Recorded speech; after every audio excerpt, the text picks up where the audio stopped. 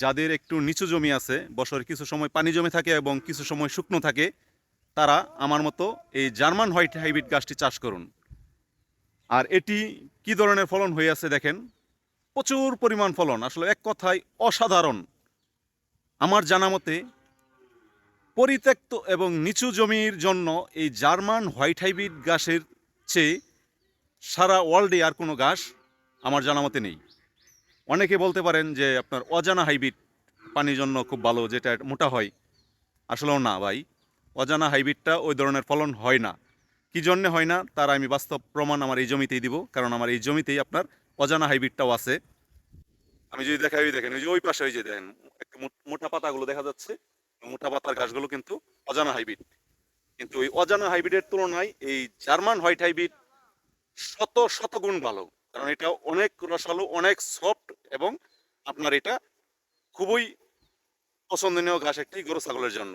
কিন্তু অজানা হাইব্রিডটা ওইটা আপনার খড়ের মতন, ভিতরে তেমন কোনো রসালো নেই, শুকনো থাকে। আর ফলনটা আপনার এই পানির উপরে কাটলে তেমন একটা ফলন আসে না। সেটারও আমি একটা উদাহরণ আমি দিব। ওই দেখেন, আমি ওই যে ওই পাশটায় এই যে কিছু গাছ কেটেছি, ওই যে দেখেন মোটা মোটা ডাটা রয়ে গেছে। এটা উপর দিয়ে কিন্তু এখন যে ফলনটা হবে তেমন ভালো হবে না। কিন্তু এই দেখেন, এই যে জার্মান হোয়াইট হাইব্রিড ঘাস, এই দেখেন এদিক দিয়ে কেটেছি আমি, কিন্তু আবার প্রচুর পরিমাণে এই ফলন এখনই হয়ে যাচ্ছে। এই যে এই পাশটা কেটেছি, এই পাশটাও কয়েকদিনের ভিতরে আবার ভরে যাবে। আর এটা যে কি পরিমাণ পানির জমিতে আপনার এই গাছটি চাষ হয় তার একটি উদাহরণ দিব। দেখেন যে এই পানির ভিতরে দেখেন এই যে মাছ আছে, মাছ, দর্শক, এই যে দেখেন মাছ আছে। এইগুলোকে আপনারা কি বলেন জানি না, আমাদের অঞ্চলে এটাকে বলা হয় যে টাকি মাছ। এই টাকি মাছের পোনা। দর্শক, এই ভিডিওতে আমি তুলে ধরলাম যে এই ঘাসের জমিতে মাছও চাষ করা যায়। অনেক ভাই ফোন দেয়, ভাই যেহেতু এটা পানির ঘাস, এটাতে কি মাছ চাষ করা যাবে? অবশ্যই চাষ করা যাবে। সেটা আপনার কাপ জাতীয় যে মাছগুলো আছে, সেই মাছগুলো চাষ করলে আপনার এখান থেকে মাছ এবং ঘাস উভয় এটাই আপনি কিন্তু পেতে পারেন। এ দেখেন, এই যে মাছের পোনা। তো আহ, মূল উদ্দেশ্য হচ্ছে যে আপনার এই ঘাস নিয়ে আলোচনা করা। তো আবার চলে আসলাম এই ঘাসের বিষয় নিয়ে। তো এই ঘাসটি যদি আপনি চাষ করেন, আপনার খামারের খাদ্য খরচ কিন্তু অনেকটাই কমে যাবে, এটা শতভাগ নিশ্চিত। আপনার মিনিমাম এখন খামার করে যে টাকা আপনি প্রফিট করতে পারছেন, তার চেয়ে আপনার যে টাকা খামারের পিছনে খরচ হচ্ছে খাবারের পিছনে, আপনার 50% খরচ কমে যাবে। এটা একেবারে 100% পরীক্ষিত।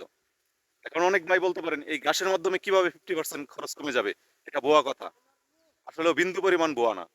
আমার অঞ্চলে এখন এই বর্ষার সময় 1 কেজি ধানের খড় কিনতে হয় 20 থেকে 22 টাকা কেজি।